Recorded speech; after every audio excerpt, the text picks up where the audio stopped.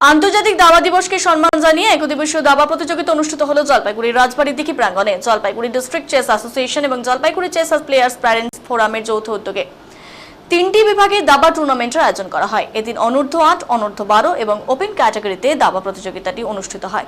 প্রতিযোগিতায় বিভিন্ন স্কুলের ছাত্রছাত্রীরা অংশগ্রহণ করেন। জলপাইগুড়ি চেস অ্যাসোসিয়েশনের সাধারণ সম্পাদক সচ্চিদানন্দ ভট্টাচার্য বলেন, আজ 20শে জুলাই আন্তর্জাতিক দাবা দিবস। সেই দিনকে উদযাপন উপলক্ষে এক দিবসীয় দাবা প্রতিযোগিতার আয়োজন করা হয়েছে।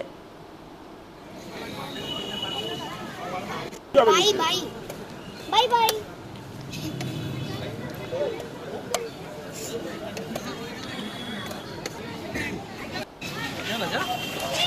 ঠিক আছে, গরম সামনে দাঁড়ানো।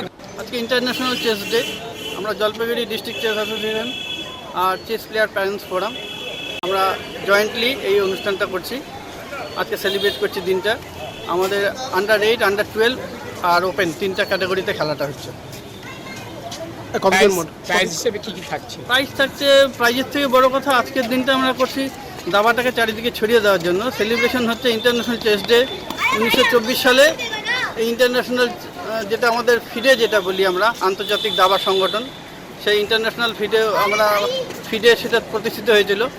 তা আজকে 100 বছর পূরণ হয় এবং 1966 সালে ইউনেস্কো প্রস্তাব দিয়েছিল এই 20শে জুলাই দিনটিকে ইন্টারন্যাশনাল চেস ডে হিসাবে সেলিব্রেট করার জন্য। তারপর থেকে আমরা করে আসছি বিভিন্ন জায়গা থেকে। এখানে কারা কারা করে, কোন কোন স্কুল বাকি কোথাও কি? সমস্ত স্কুল থেকেই খেলছে। আন্ডার 8 ক্যাটাগরি আছে, আন্ডার 12 ক্যাটাগরি আছে, ওপেন ক্যাটাগরি।